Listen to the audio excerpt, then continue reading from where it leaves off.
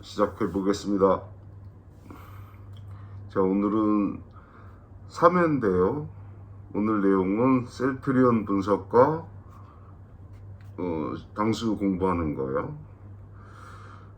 오늘 순서는 대강의 전체 시황, 그 다음에 셀트리온 종목 분석, 그 다음에 중간에 당수 본문 공부를 조금 하고요. 그 다음에 제가 알고 있는 셀트리온의 비하인드 스토리를 좀 말씀드릴게요. 그 다음에 지난 방송의 댓글 의견을 소개해드리고 다음 방송 계획 이렇게 할게요. 조금 저도 처음이고 아직 훈련도 덜 됐고 아무런 스텝도 없고 뭐 그런 거니까 조금씩 나아질 겁니다. 다음 주에는 아마 선수 한 명이 합류할 거고 아마 이 촬영 장소도 옮겨질 것 같아요. 아무튼 열심히 해보겠습니다.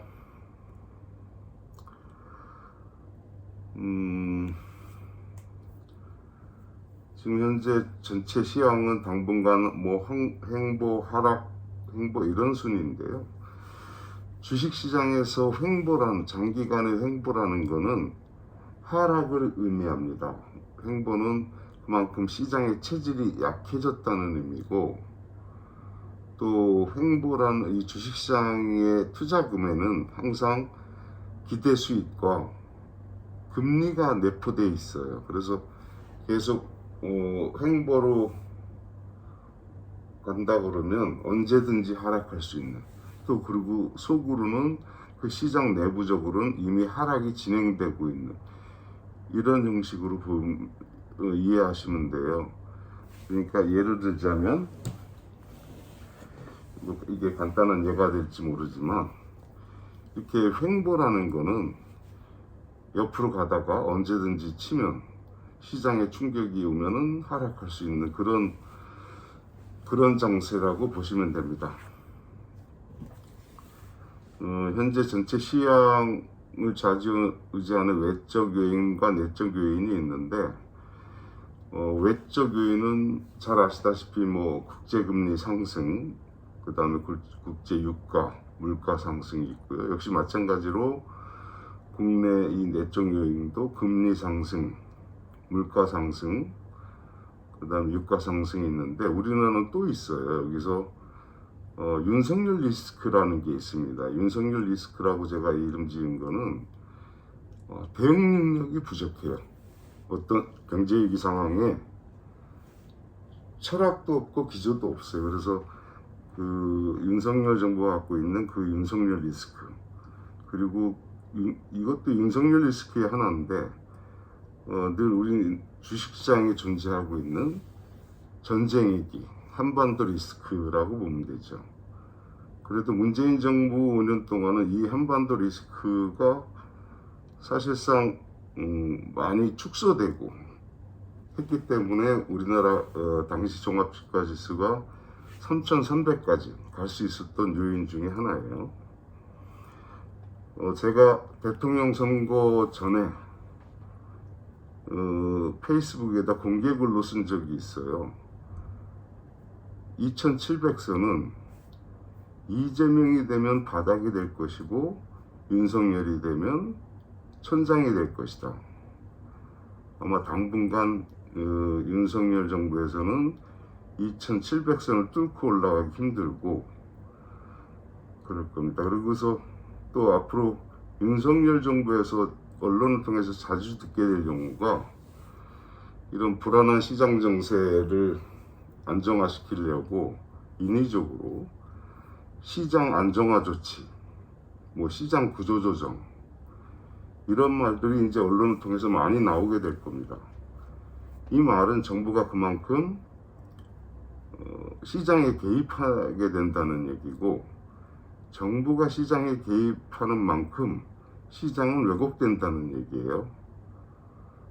이런 시장이 왜곡된다는 거는 정부가 시장에 개입하면서 단기간에는 좋아지는 듯 보이지만 시장 전체를 골망하게 만드는 그런 일이 될 겁니다. 앞으로도 외적, 내적 변수들이 하나씩 해소될 때 전체 시장의 기술적 반등은 보이겠지만 그것은 기술적 반등이 지나지 않을 거예요. 그러니까 수익 구간을 짧게 가져가시는 게 좋습니다. 그래서 되도록이면 관망하시고 공부하시면서 시장에 대응하는 게 좋을 것 같습니다.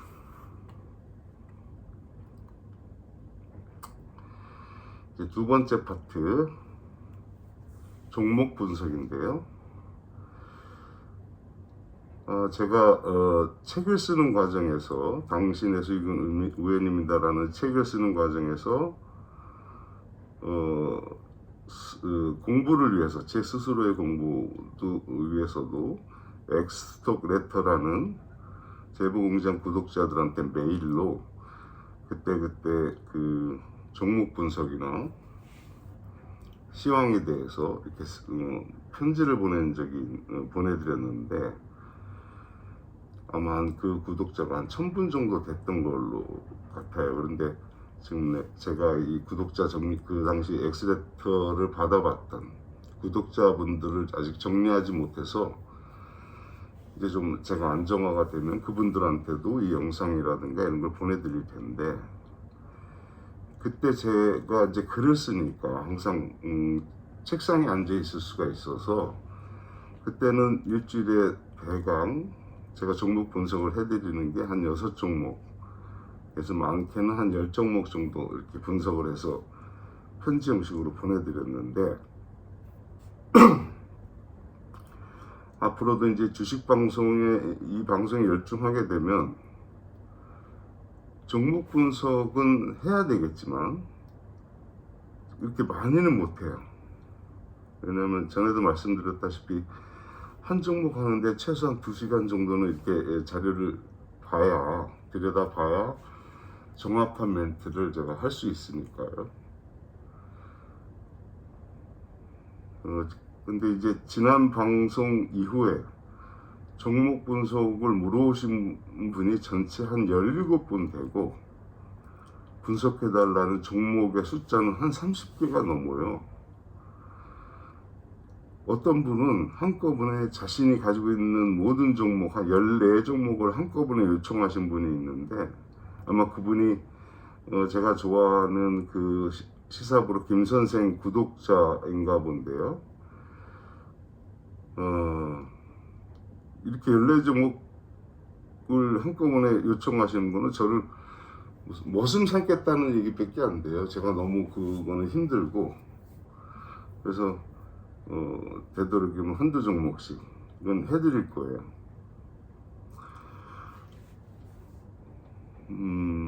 왜냐면 이 한 종목 분석하는데 제가 보는 자료들은 그 회사의 뭐 한 1년치 공시 내용, 그 다음에 감사 보고서, 그 다음에 뭐 종목 게시판, 차트 이런 걸 다 보고 제가 말씀을 드려야 되기 때문에 시간이 많이 걸려요. 그런데 제가 어떤 분은 이 종목 분석을 좀 줄이자, 하지 말자 이런 분의 의견도 있어요. 근데 제가 생각하기엔 이 종목 분석이 왜 중요하냐면 본인이 가지고 있지 않은 종목도 제가 이 종목 분석한 내용을 좀 모아놓으면 이게 나중에 주식 투자하는 자기가 본인이 투자하시는데 큰 정보의 힘이 돼요.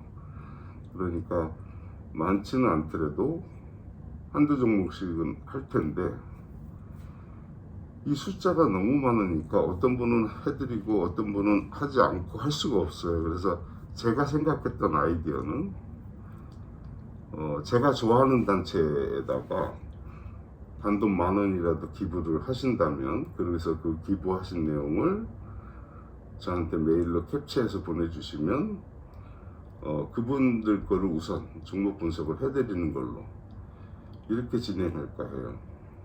그래서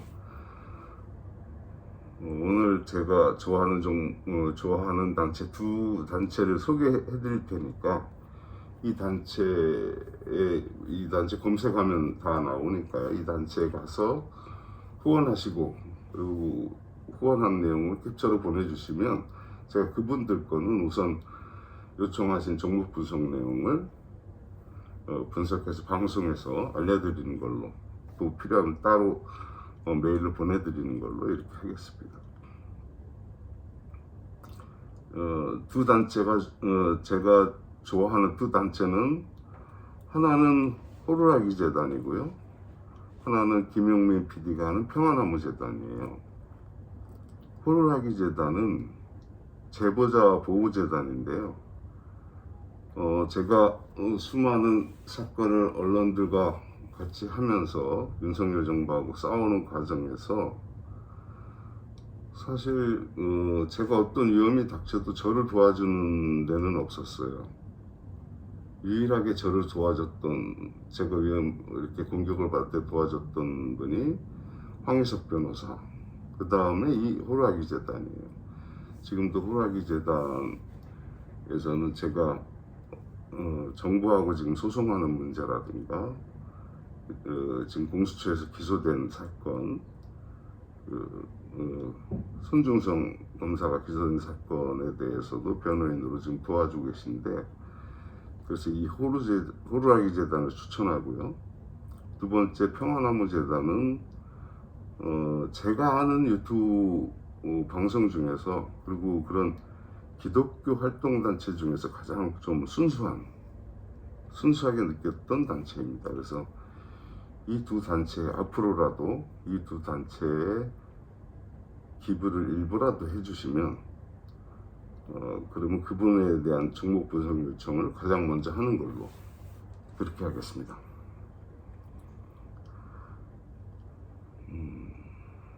제가 뭐 이런 말씀을 좀 드리기 좀 명구스럽지만, 제가 보통 어떤 그 수사기관이나 아니면 또 소규모 투자자 모임에 가서 또 강의를 하면 제가 나름대로 좀 비싸게 받아요, 시간당. 그리고 뭐 예를 들어서 언론사에서 분석 요청이 오면 원고료도 제가 좀 비싸게 받는 편인데, 그러니까 이 종목 분석할 때 뭐 평화나무 재단이나 호루라기 재단에 조금 후원한다는 거는 그렇게 좀 아깝게 생각하실 이유는 없을 것 같아요. 다시 말씀드리지만 이 두 단체의 후원 계좌는 여러분이 인터넷에서 검색하시면 쉽게 찾을 수 있습니다. 오늘 종목 분석할 종목은 셀트리온을 하나 하겠습니다. 이것은 문의하신 분의 글 내용이에요. 셀트리온이 분석과 전망을 요청합니다. 매수가는 주당 28만원 정도이고요, 투자 비중은 25%입니다. 이렇게 보내주셨어요. 그래서 제가 이분 글을 캡처해서 페북에 올렸더니 어떤 분이 DM으로 저한테 분석을 멈춰달라 엄청 요청하시는 거예요. 아마 본인이 피해주주 모임의 한 사람인데 지금도 힘든데 혹시 더 안 좋은 영향이 될 것 같다고 하면서 뭐 처음에는 한 30분, 1시간가량을 DM으로 싸웠어요. 내가 하는 일을 당신이 하라 마라 하느냐. 근데 그분 입장에서는 조금이라도 악영향이 되면 피해주들이 피해가 있을 것 같아서 그런다. 그래서 아니, 내가 분석으로 어떤 결과를 낼 줄 알고 그런 얘기를 하시느냐, 좀 무리한 거 아니냐라고 이제 뭐 싸우다가 나중에는 사과를 받고 끝내기도 했는데요. 아무튼 좀 뭔가 민감한가 봅니다. 이 피해주주들이 현재 그 경향신문 유희곤 기자를 상대로 해서 오보에 대한 손해배상 소송을 하고 있다고 그래요. 아무튼 그것과는 별개로 저한테 이렇게 요청하신 분 역시도 제가 가격대나 투자 비중을 보니까 피해주주 중에 한 사람인 것 같아서 제가 알고 있는 만큼 분석을 해서 말씀드리겠습니다. 그리고 저는 기본적으로 이명박, 김경진이 헤쳐먹은 그 BBK 피해주주 모임을 이끌었던 경험이 있고요. 또한 신라젠 피해주주 모임 분들과도 제가 올해 몇 번 상담을 했어요. 또한 다른 그 주가 조작 피해를 입으셨던 분들, 그런 모임에서도 제가 그런 모임 분들하고 여러 가지 상담을 하면서 도움을 준 게 있어서, 저는 기본적으로 주시장을 대하는 자세가 소액주주 편일 수밖에 없습니다.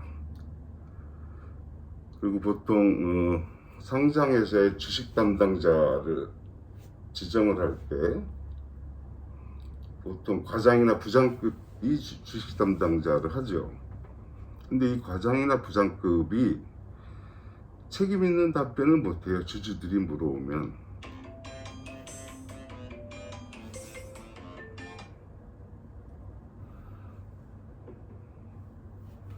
그런데 제가 상장회사를 운영할 때는, 제가 오너이면서 대표이사였을 때 저는 제가 주식 담당자를 했어요. 이거는 지금도 공식 기록에 다 남아있는 내용인데요.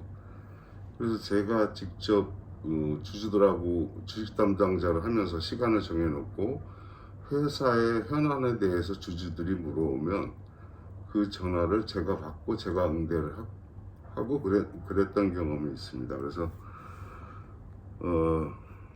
앞으로도 또 이렇게 주가 조작이나 뭐 기업 범죄에 피해를 입은 피해주주 모임이 있으시다면, 모임을 운영하시는 운영진들이 있으시다면, 필요하다면 저한테 연락을 주시면 제가 아는 기자들을 연결시켜 드리거나, 아니면 또 제가 분석해서 알려드리거나, 아니면 또 제 방송에 그분들의 목소리를 낼 수 있도록 제가 준비해 보겠습니다.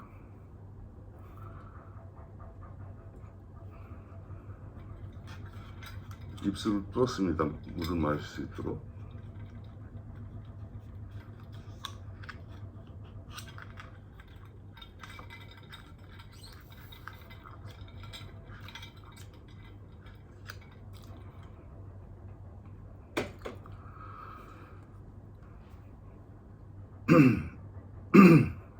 네, 셀트리온 분석을 해볼게요.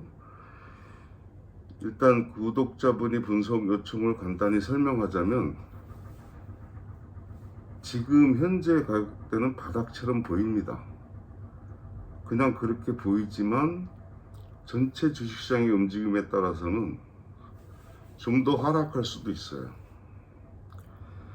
감사보고서상 나타난 매출액이나 영업이익률 등으로 볼 때는 바닥으로 보여요. 근데 지금 전체 시장이 불안하니까.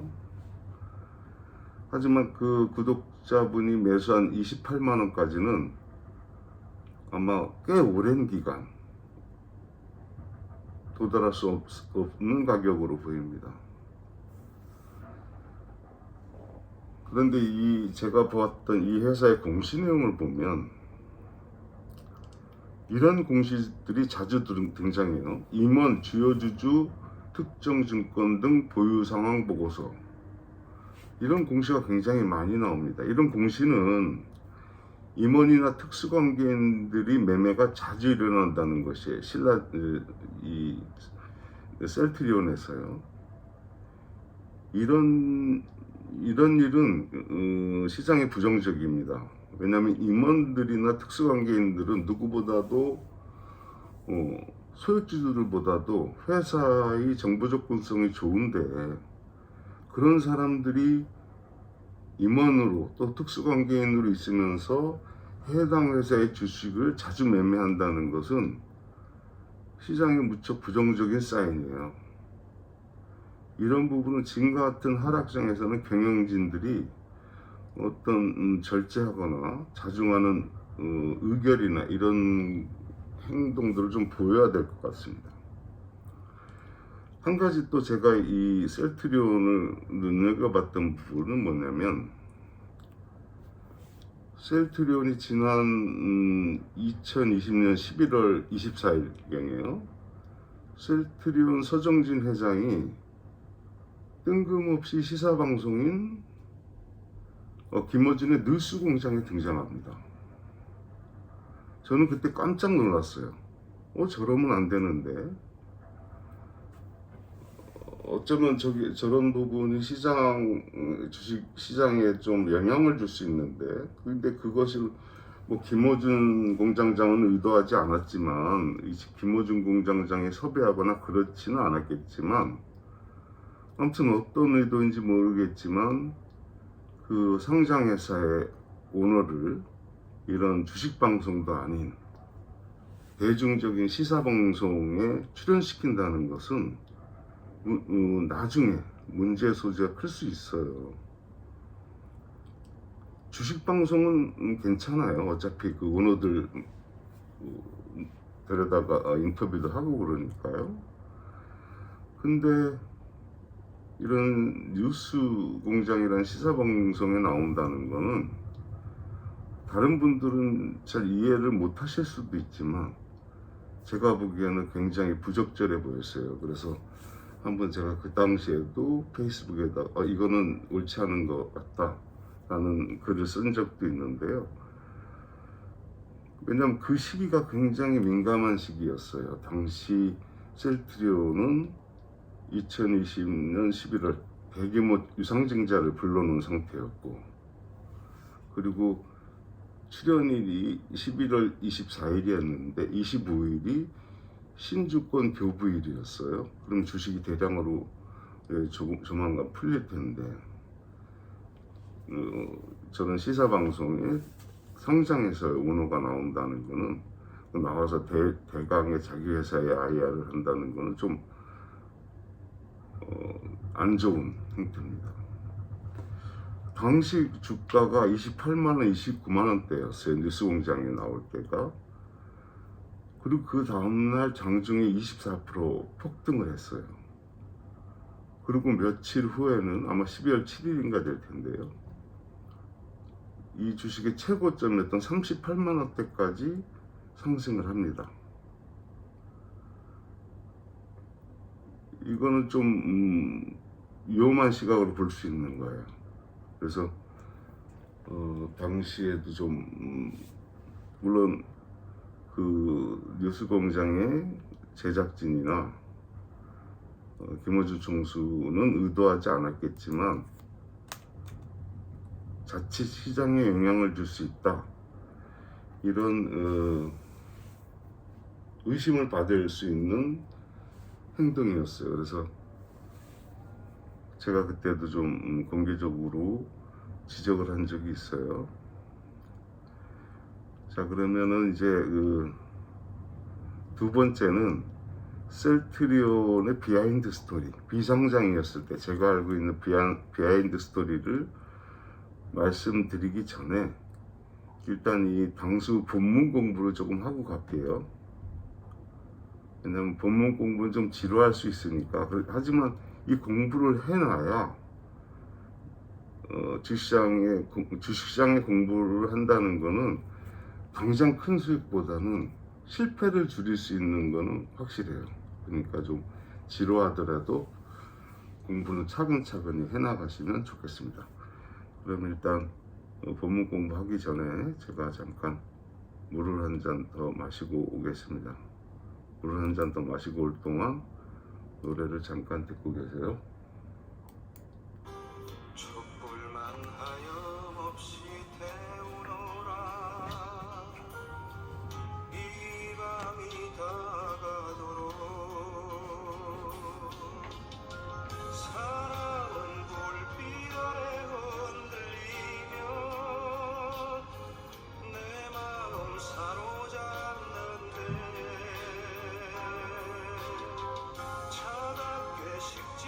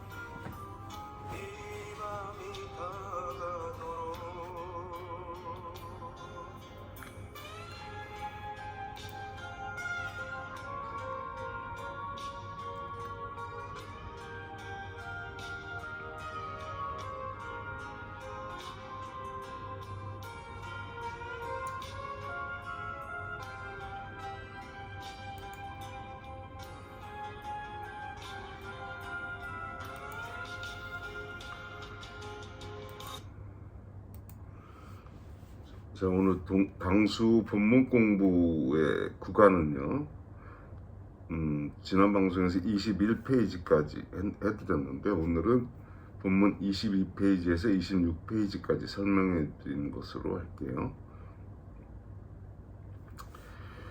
22페이지, 무자본 M&A에 수반되는 주가 조작. 였죠. 이전 방송에서 설명했듯이 무자본 M&A는 반드시 주가 조작이 동반합니다. 그 이유는 무자본 M&A는 인수하는 회사의 대주주 지분을 사채업자나 다른 자금을 통해 빌려와서 인수하게 되는 주식을 담보로 맡기고 차용해 와서 인수하는 구조이기 때문에 주가 조작을 해서 이걸 띄우거나 해야 되거든요. 근데 일단 무자본 M&A에서 주가 조작이 필연적으로 발생되는 이유가 또 한 가지 있어요.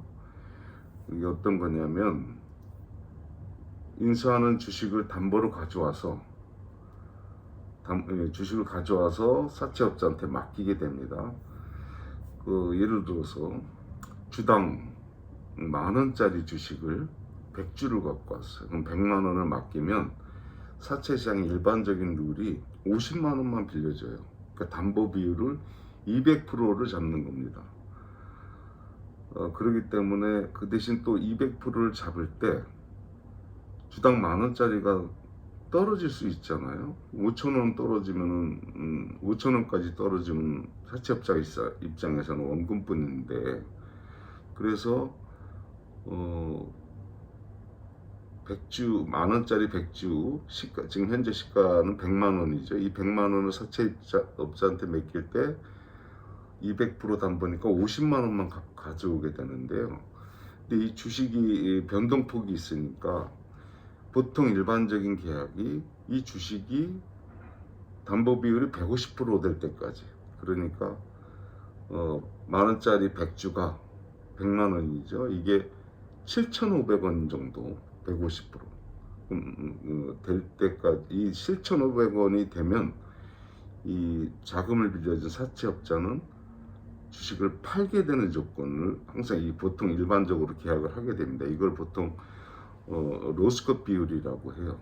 채권자가 자기 담보권을 행사할 수 있는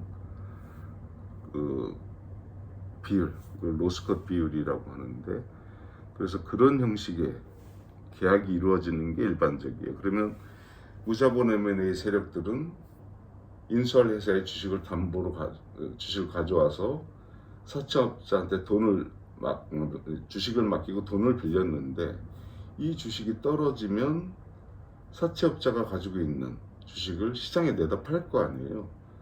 그러면은 M&A 자체가 무산되니까 이 무자본 M&A 세력들은 어쩔 수 없이 이 주식을 끌어올릴 수밖에 없어요. 그래서 무자본 M&A 할 때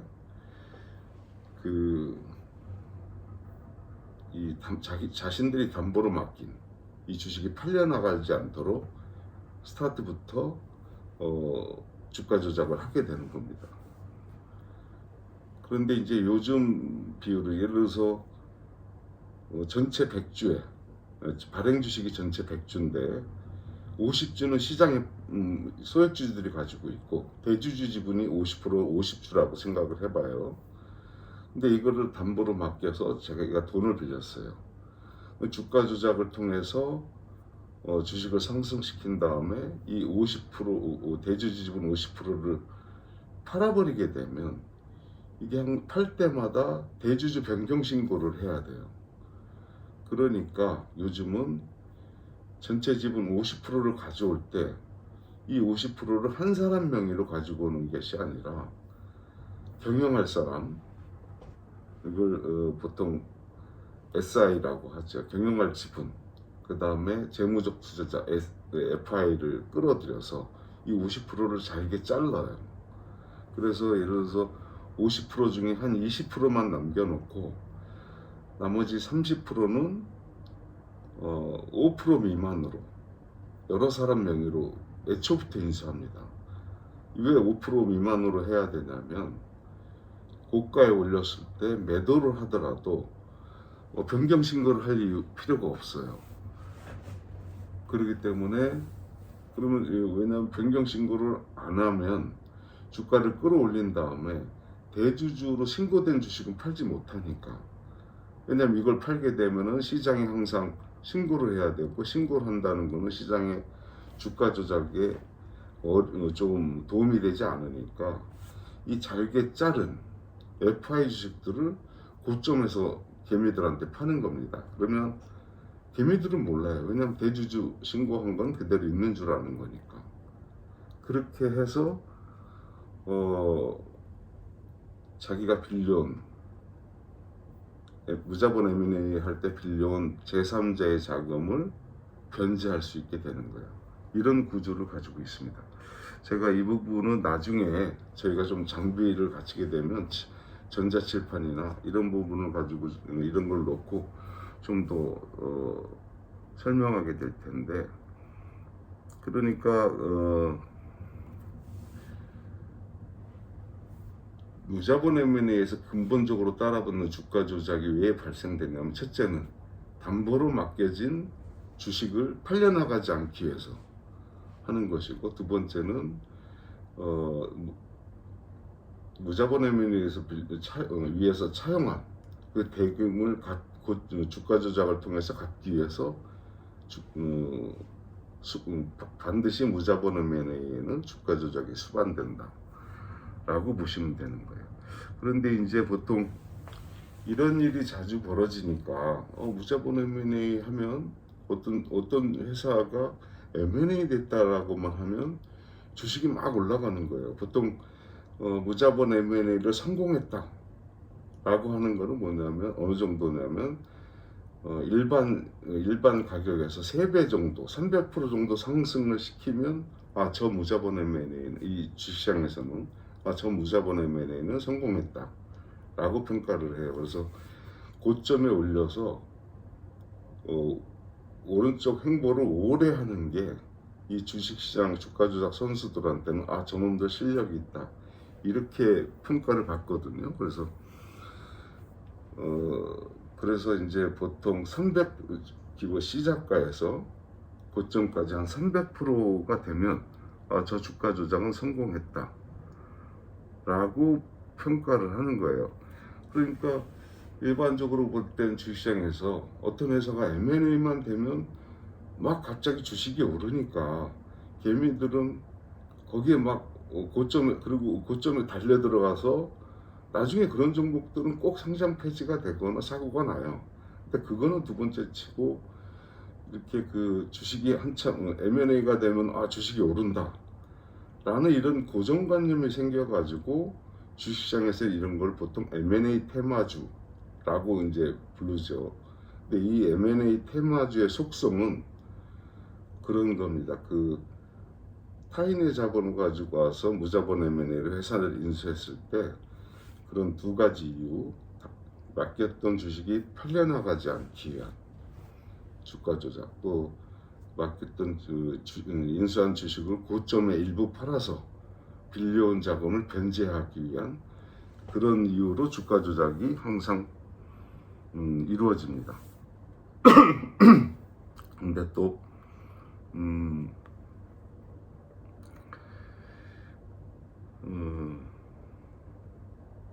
근데 보통 이 M&A 과정은 소액주들은 정보가 없어요. 어떤 종목이 M&A 될까? 어떤 종목이 어떤 사람들이 인수할까? 이런 거는 일반 개미주들은 모르는데, 이 무자본 M&A를 진행하는 과정이요. 왜냐하면 회사를 매각을 알선하거나 아니면 회사의 매매를 주도하는 변호사들, 또 아니면 피인수 회사의 회계를 실사하는 회계사들, 또 자금을 중개하는 자금 중개 브로커, 이런 사람들은 그 M&A가 이루어진다는 정보를 미리 알기 때문에 이런 과정에서 주식을 먼저 사놔요. 돈을 빌려주는 사채업자도 물론 자기가 돈을 빌려줘야 이 계약이 성사가 되기 때문에 그런 정보는 미리 알 수 있죠. 그러니까 이 M&A가 이루어진다는 종목들에 대해서는 그런 사람들이 주식을 물론 또 인수하는 주가 조작 선수들도 미리 사놓죠. 그래서 그런 사람들은 정보를 사전에 입수해서 미리 계좌로 사놓죠. 그 다음에 M&A가 진행돼서 주가 조작 선수들이 올릴 때 자기네들은 중간에서 팔고 나오고. 근데 그런 과정을 개미들은 모르니까 막 주식이 오르니까 이제 보통 이런 주식에 또 애널리스트 어떤 좀 멍청한 애널리스트들은 무슨 차트 분석하고 뭐 자료 분석하고 그러는데 그런 기본적으로 그런 구조는 아니에요. 그래서 아무튼 그런 이유 때문에 주식을 띄우는 거니까 M&A 된다고 하는 종목들 할 때 무조건 들어가서는 안 되고요. 그리고 또이 주로 코스닥 종목에서 많이 이루어지는데 회사 이름이 많이 바뀌거나 회사 주인이 많이 바뀌는 종목은 되도록 아주 그냥 자기 포트폴리오에서 제외시켜 놓고 봐야 됩니다. 그래야 한 번에 자본이 많은 사람들은 뭐 실패를 해도 또 다른 종목에서 수익을 보고 하면 되는데 이 소액주주들은 한 번 망하면 거의 파산에 가까운 지경에 이르잖아요. 그러니까 그런 부분들은 조심해서 봐야 됩니다. 자, 그럼 오늘 본문 공부는 여기까지 하고요. 26페이지까지 마쳤습니다. 다음에서는 그 본문 공부할 때 27페이지부터 하는 걸로 하고요. 셀트리온에 대한 비하인드 스토리를 제가 좀 얘기해 드릴게요. 셀트리온의 과거 회사 이름이 오알캠이었어요. 아마 오알캠이었는데 당시 셀트리온의 주요 주주 한 사람이 있었어요. 이분이 술을 굉장히 좋아하고 놀기도 좋아하고 그런 사람이었죠. 근데 이분을 특별히 관리하던 어떤 웨이터가 있었어요. 잠정적으로 웨이터 K라고 하죠. 이 셀트리온 당시 비상장 있을 당시에 주요 주주 한 분이 이 웨이터 K하고 굉장히 친하게 지냈어요. 보통 일반적인 손님이 룸사롱 웨이터하고 친하다는 것은 그 웨이터가 그 손님한테 뭔가 특별한 서비스를 계속 제공한다는 거겠죠. 그래서 당시 이 셀트리온 주요 주주는 웨이터 K가 룸사롱이나 이런데 나이트클럽 이런 데서 업소를 옮기면서 빚을 많이 지게 됐어요. 근데 그 많은 빚을 이 셀트리온 주요 주주 이분이 다 갚아줍니다.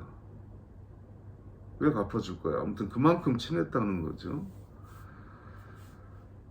그런데 이 셀트리온의 당시 비상장 당시의 주요 주주였던 이분이 셀트리온의 상장을 앞두고 갑자기 사망하게 됩니다. 그래서 주식시장에서는 이분의 죽음을 아직 확인된 건 아니지만 누군가 죽였다, 살인이다라는 얘기가 굉장히 많았어요.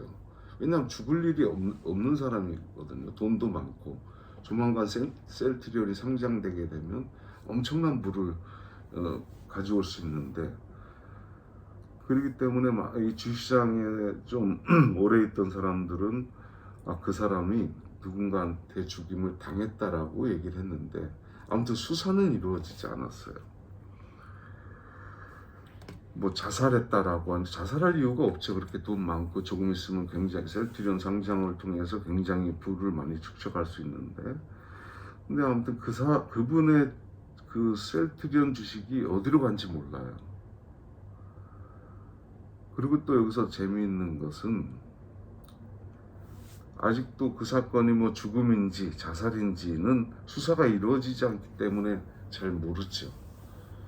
근데 아무튼 당시에 주식시장에서는 그런 사건이 있었고 그 주식시장에 있는 사람들은 그 사람이 누군가로부터 살해당했다는 소문이 아주 많았어요. 그런데 여기서 한 가지 또 우연이 겹쳐요.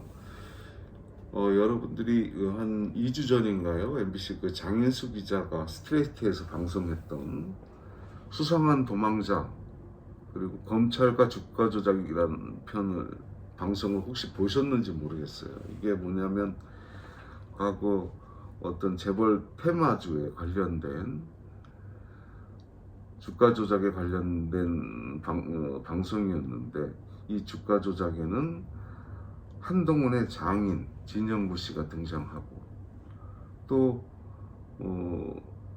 그 주가 조작의 주범으로 잡혔던 20대 후반의 젊은 남자, 이 남자가 검찰이 풀어줬다가 거의 10년 만에 다시 잡아들이죠. 그럼 이 젊은 친구가 그 당시 그 회사의 주가적이 굉장히 테크니컬한 주가 조작이었는데 외국계 자본을 빙자해서 투자가 들어오기도 하고 한. 그런데 그 젊은 친구가 어떻게 그 재벌 4세, 3세들을 끌어들이고 여러 유명 인사들을 끌어서 주가 조작을 했을까? 그리고 왜 검찰은 풀어줬을까? 그리고 왜 그 주가 조작 선서를 도이치모터스 주가 조작 수사 당시에 잡아들였을까? 이런 거거든요. 그런 사건이었어요. 지난 스트레이트 방송이. 그런데 그 젊은 친구가 직업이 주가 조작하기 전에 했던 직업이 유흥업소 웨이터하고 외제차 딜러였거든요. 영업사원이었죠. 근데 여기서 나오는 그 웨이터가 제가 말씀드렸던 셀트리온 당시 웨이터 K 셀트리온 비상장 당시에 말씀드렸던 그 웨이터 K 그 사람하고 동일 인물입니다.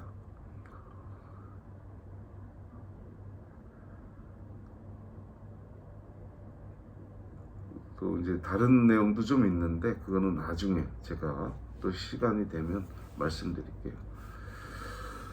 자, 그리고 또 오늘 이제 마지막 순서로는 지난 방송에 대한 댓글 의견을 제가 읽어드릴게요.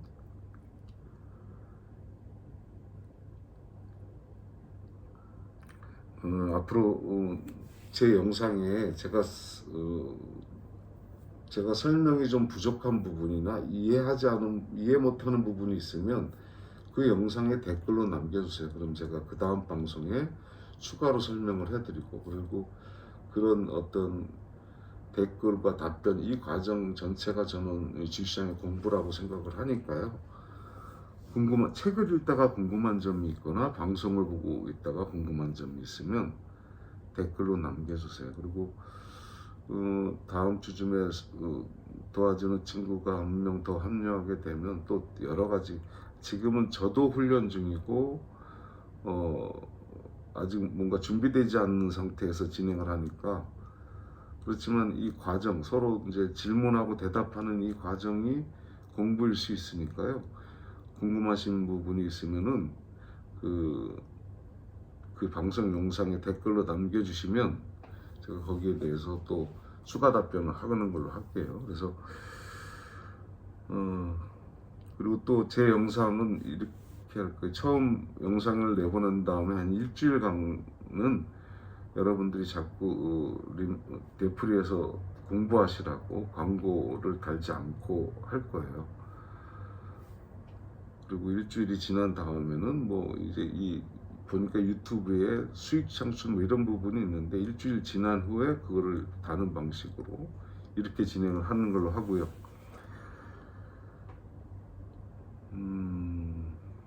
그리고 또 제가 지난 방송에도 말씀드렸다시피 제가 방송을 장이 끝난 오후 5시에 공개하는 이유는 제 방송을 보고 무작정 따라하지 마시고 본인이 또 자료를 찾아보고 공부하고 그 다음에 어떤 투자나 이런 판단을 해주시라고 제가 오후 5시에 공개하는 겁니다. 그래서 그런 어떤 판단을 할 때 참고하시라고. 자, 그럼 지난 방송의 댓글 하나 제가 읽어드릴게요.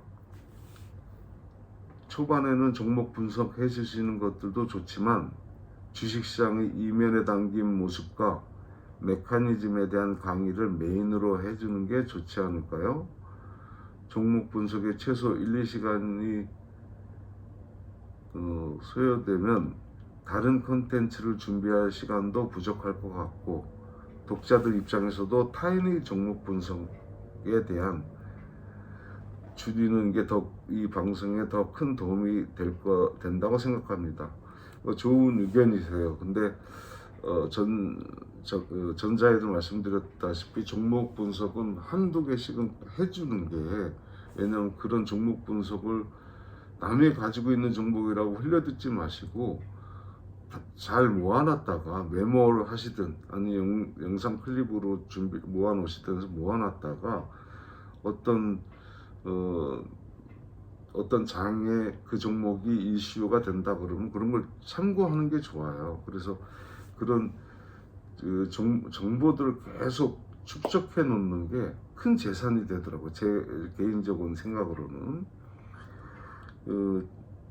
제 경험으로는 그래요. 제가 어떤 언론사가 기업범죄 사건에 대한 제보가 들어왔을 때 그분들이 잘 모르니까 저한테 분석 의뢰를 한다거나, 또 어떤 수사기관에서 기업범죄 사건이라는 게 들어왔을 때 저한테 좀 도움을 요청하는 분들이나, 또 때로는 주식시장에 있는 지인들이나 후배들이나 이런 사람, 또 어떤 변호사분은 자기가 기업범죄 사건을 수임했는데 본인이 잘 모르니까 그 사건에 대한 분석을 요청한다든가 할 때, 저는 그게 제가 노동을 해서 분석을 하고 하는 거지만, 또 바꿔 생각하면 그 모든 게 저한테 정보예요. 그런 정보들이 쌓여서 제가 어떤 사건을 또 분석을 할 때나 이런 설명을 할 때 저한테 굉장히 큰 힘이 되더라고요. 그래서 그런 의미에서 종목 분석도 뭐 시간이 많지 않기 때문에 많이 할 수는 없지만, 그래도 방송 때 한두 개씩은 해주면, 여러분들이 그걸 좀 모아놔서 정보를 축적해 놓고 계시면 반드시 좋은 투자 정보가 될 수 있어요. 또 소 목사님이란 분이 이렇게 부탁을 했어요. 펄어비스 부탁해요. 한국경제TV 홀짝 박사 때문에 쪽박 찼습니다. 공부 잘하는 막내 학원비 벌려다가 막내 대학 4년 등록금만큼 날렸습니다. 이런 댓글, 이분은 이제 페이스북 친구인데요. 페이스북에다가 이렇게 글을 달아주셨어요. 제 책 중반에는 이런 대목이 있어요. 유명 애널리스트와 주식범죄, 이런 편이 있거든요. 그리고 또 한편은 IR 업체를 활용한 주가 조작 사건, 이것도 제 책 중간에 있는데 미리 한번 읽어보시고 제가 나중에 그 대목을 이제 영상으로 만들 때 아주 자세히 설명해 드릴게요. 근데 저는 개인적으로 뭐 제가 오만해서가 아니라 TV에 나오는 이런 애널리스트들 있잖아요. 근데 별로 실력이 없어요. 그리고 제가 그나마 저놈은 좀 공부 좀 했고 노력을 했다라고 인정할 수 있는 게 그 청담동 주식부자 희진이가, 좀 걔는 부지런하게 공부를 했어요. 다만 그 친구가 자기 욕망을 절제하지 못해서 사고를 냈던 거지, 아주 실력이 없는 친구는 아니에요. 희진이가 노력도 많이 하고 해요. 근데 아무튼 자기 그 욕망을 어느 정도의 절제를 하거나 자기 능력에 벗어난 일을 하지 않았으면 되는데, 그런 게 힘들죠. 너무 큰 돈이 걸려 있는 시장이니까.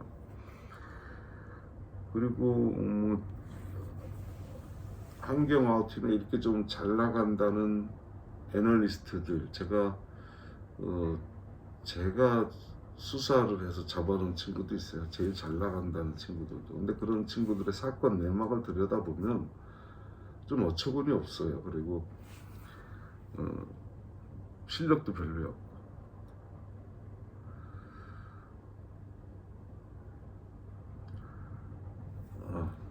물 좀 잠깐 마실게요.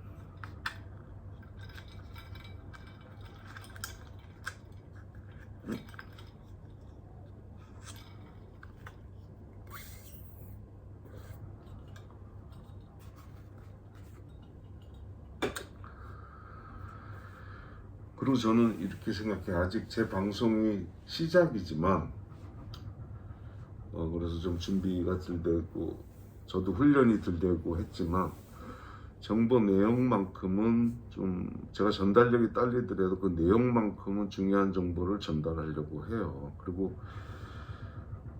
억지로 주식을 관심도 없으시면서 제 방송을 억지로 들을 필요는 없어요.